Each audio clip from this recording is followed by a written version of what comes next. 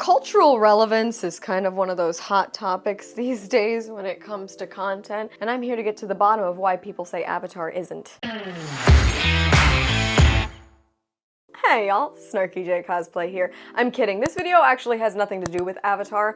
I just happen to be inspired by conversations about it. So, when we've been talking about different media, let's say Star Wars, Marvel, Jurassic Park, Jaws, all these different things, people always talk about cultural relevance, right? And in my opinion, that's always kind of a moving goalpost. Like, I don't know what makes something culturally relevant. So I thought, what better way to explore and figure it out than for us to get to the bottom of this thing together, right? Because if I have to listen to people dogging my an Avatar cosplay because the movies aren't culturally relevant, I need to figure out what makes something culturally relevant. So we're getting to the bottom of this. So let's jump right into this the way they taught us in school. Class is now in session. What does culturally relevant mean? What is cultural relevance as a definition? I think there are essentially 5 boxes that a fandom needs to tick off in order to be considered culturally relevant. Number 1, the fandom must exist outside of the IP's release window.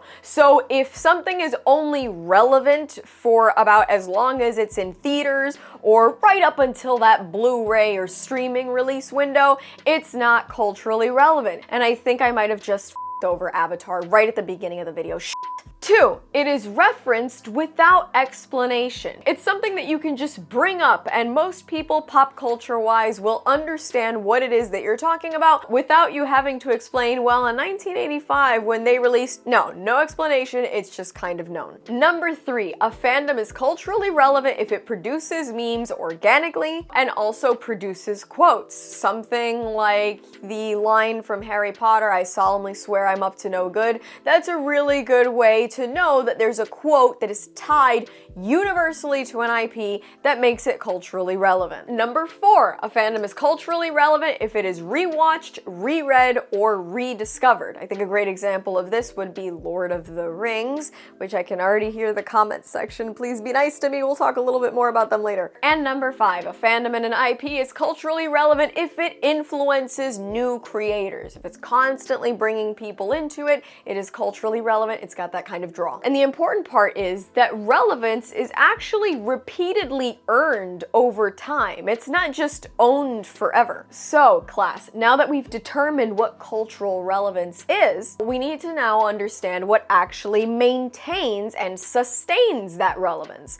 And I think we could basically divide that into pillars. But first, here's a word from this video's sponsor. We've got a great giveaway thanks to Whatnot, and I'm gonna tell you exactly what you need to do to get in on the action. Whatnot is the #1 live stream shopping app where you can buy, sell, and auction just about anything. You guys have seen enough of my videos and my background to know that I'm obsessed with plushies, collectibles, Legos, and you can get all of those plus so much more like sports cards, toys, electronics, designer bags, fashion, shoes, you name it, it's there. But right now, I want to see what we can get with $100. I just found this seller that is selling the cutest collectibles. This one's for me though. I need this Stitch. Oh my god. Oh, I want him! Oh my god! And that's not all. You can swipe through their buy it now stuff. I'm obsessed with Snoopy. I need this Weekender bag. These are real people selling real stuff in real time and you can score real deals all without sacrificing quality. If you want in on the action right now, you can get $15 towards your first purchase anywhere on the app if you scan the QR code on screen or you click that link in my description. I want to see what $100 could get you. I'm giving one of you $100 to score whatever you want. To enter the giveaway, just sign up to Whatnot using my link, get your $15 credit, and comment your Whatnot username below. I will message the winner in a month on Whatnot, and a $100 credit will be added to the lucky winner's Whatnot wallet. Thanks again to Whatnot for sponsoring this video and giveaway. Remember, drop your Whatnot username in the comments below, and sign up using my invite link or QR code.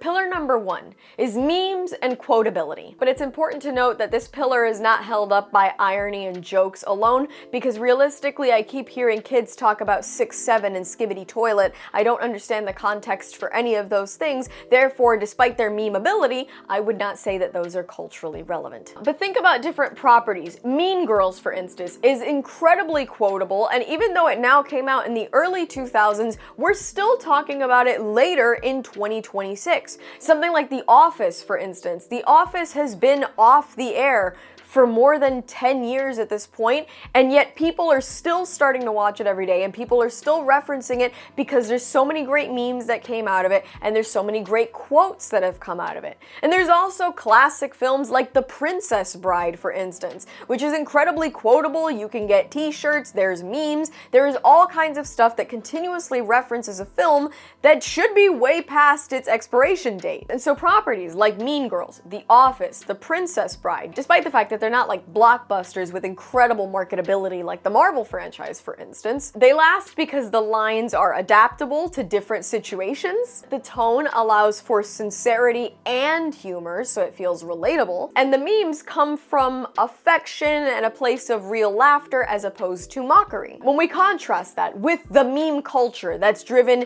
purely by irony and nonsensical shit, and just the desire to put as much out there and get something to catch on quickly, like the skibbity toilet. What the f is skibbity toilet?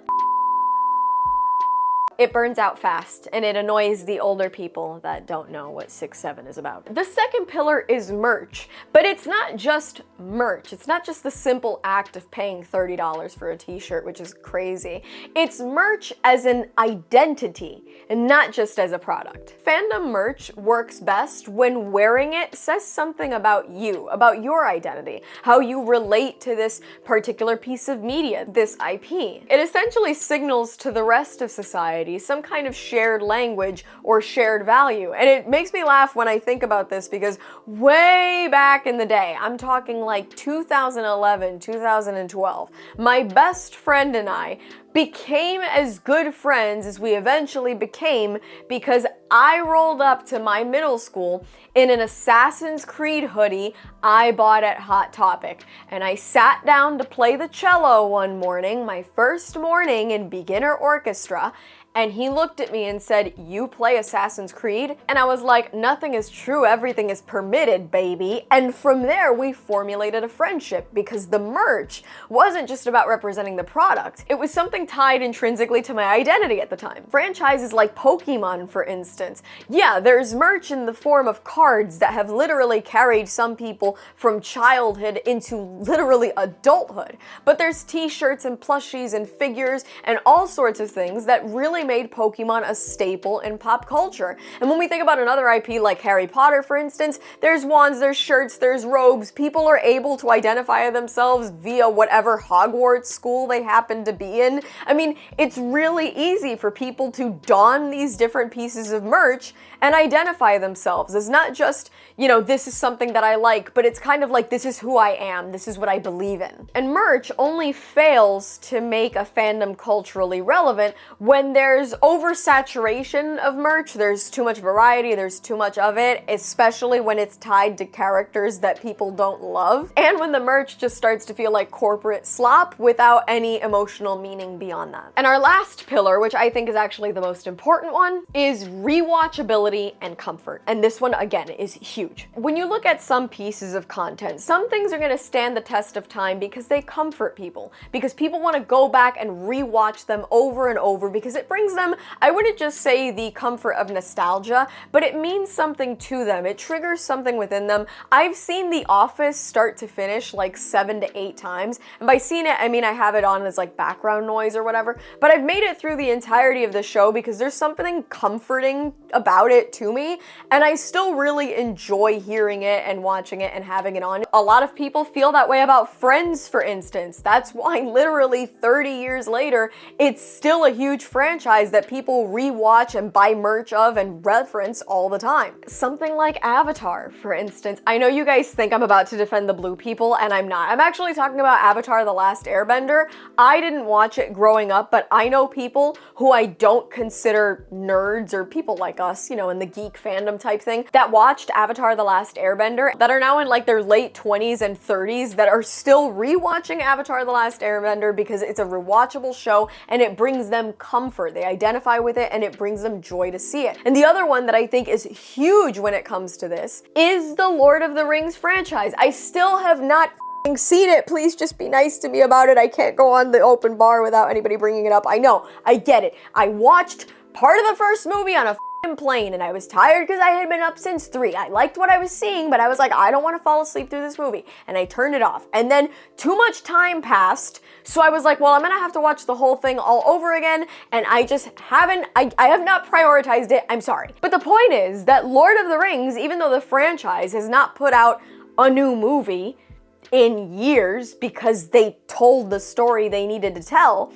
people still love Lord of the Rings. It's quotable. It's got all these different things to it. People find comfort in it. People identify with the characters. And from what I've heard, even though the movies are longer than I am annoying, they're really rewatchable. What do Friends, Avatar: The Last Airbender, and Lord of the Rings have in common? It's 3 big ones. Emotional consistency, satisfying conclusions, and no retroactive contempt for the audience. Nobody from any of those properties has come out and said, I hate you, I've decided you're all racist, unlike Star Wars. And that, babies and gentlemen, brings me to my next section. How does a fandom lose cultural relevance? And we're seeing more and more of it every day, folks. The first is probably the most important one, and that is betrayal, not disagreement. There's a pattern to a betrayal between fandom and fan. It essentially happens when a fan has put in a really long-term emotional investment. So think of a show that had a lot of seasons, right? How you felt about it after really watching that many seasons, all the characters, how emotionally invested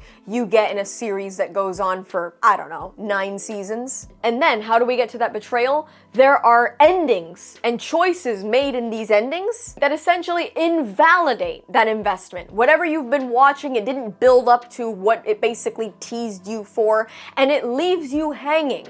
And so essentially, fans will be mad for a time, but unlike most women, we will not be mad and hold a grudge forever. I can say these things because I am one and I do hold grudges forever. Fans don't stay riling themselves up forever. They actually just leave. And they throw away their t-shirts, and they get rid of their keychains, and they get rid of their collections, and they stop thinking about the fandom entirely. And we're always talking about how apathy is way worse than hate, and that's where a lot of these fandoms find themselves. And if you think any of this sounds like I'm describing Game of Thrones, you are totally f***ing right. Game of Thrones is a great example of a show that lost all of its cultural relevance because of the betrayal of the fandom by the last season. The other way that a fandom loses cultural relevance is overproduction without meaning. There are a lot of IPs that I think are going to be prolific because they need to be, and they're kind of valid in being prolific.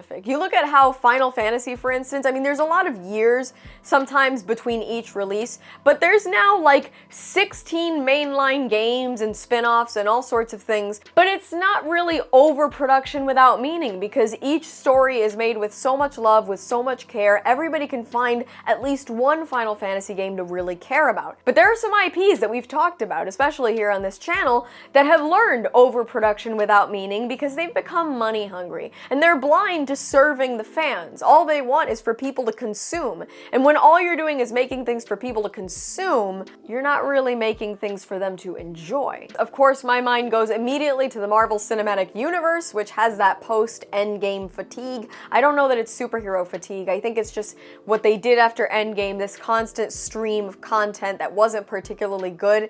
It really did damage to the Marvel brand, especially when it comes to pop culture standings. Too much content makes audiences feel like they're being trained to disengage, and nothing feels important because there's just a constant barrage of coming out, and when there's, God, that sounded so terrible. When there's that much stuff happening, nothing feels important. There's nothing to focus on. And then of course, the last way that a fandom loses cultural relevance is by being hostile toward its audience. I would argue this kills relevance faster than anything. When fans are framed as toxic for caring and for speaking out, when criticism is dismissed as some sort of moral failure, when the creators are talking down to the viewers get angry and then they just stop watching. Because most of the time when a fandom feels unwelcome, it doesn't fight back, it just disengages quietly, and it might fight back for a long enough time,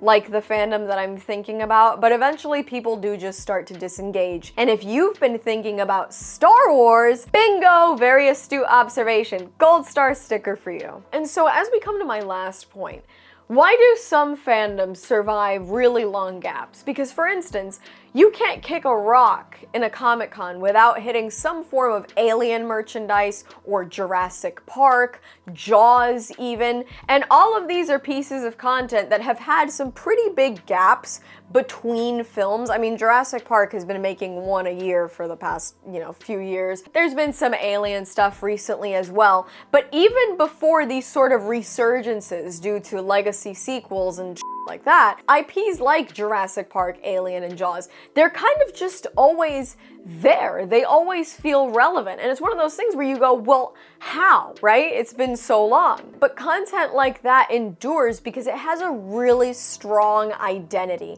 And because of that strong identity, it essentially staked its claim as like a classic, everybody has to watch these. And so they're just almost impossible to erase from the blackboard of pop culture. These are self-contained original works, and really there's no need for constant validation. I find that I don't think it's silence or a lack of content that kills relevance. I actually think that things become increasingly more irrelevant as they keep watering it down with reboots and sequels and all that kind of stuff that disrespects what was previously established. Because I almost feel like I heard better things about Jurassic Park as a franchise before they started with the whole Jurassic World thing. And I think that I would probably speak more highly of Jurassic Park as a franchise if these later movies didn't suck. In my mind, I'm not judging anybody who likes them, I'm just saying that's my feeling about it. And so the important part is that cultural relevance is not really defined by output. Cultural relevance is actually really just maintained by trust in the IP, affection for the IP, and restraint from the people that basically hold the keys to the castle when it comes to these IPs, right? If they're not churning out garbage to make a buck, then we keep that reverence for the old thing that we fell in love with. And so unfortunately, even now, what we're seeing with other properties like Star Trek and Doctor Who, once those three things are gone, that trust, that affection, and that restraint, once that's no longer there, there's just no amount of memes, of merch, of spin-offs. Nothing can bring that property, that IP, back from the brink or back from the pit where Game of Thrones now sits rotting. I don't think cultural relevance is the only thing that defines quality, because at the end of the day, I think leaning into the pop culture, everything has to be a multiverse, everything has to be a big franchise thing, I think that that's killing a lot of great movies and a lot of great things that are little baby IPs that don't need to be expanded upon. But I think it's important for us to analyze cultural relevance and figure out what makes something cultural relevant. Again, I didn't make this video to defend Avatar, which is why I didn't talk about it, because the more I talked about it, like, I've actually just been on a train of consciousness for most of this video, and I've realized, holy f***, it's not relevant. I'm just kind of obsessed with it. But anyway, cultural relevance does not define your ability to love and respect something. That is all on you. I just thought this video would be interesting to make to figure out what exactly makes pop culture tick in that way. At the end of the day, it's also always going to be a moving goalpost, and I think it's always going to depend on who is saying something is culturally relevant or irrelevant. But hey, whatever floats your boat, right? And that's all from me. I've been SnarkyJay. Thank you so much for watching. Please don't forget to like and subscribe. For more SnarkyJay, be sure to check me out on Instagram. And if you'd like to support me, this channel, and my content creation, do check out and consider subscribing to my Patreon for exclusive photoshoot sets and cosplay content. I'll add links to all of those in the description below. And let me know a fandom that you think is falling into cultural irrelevance in the comments below.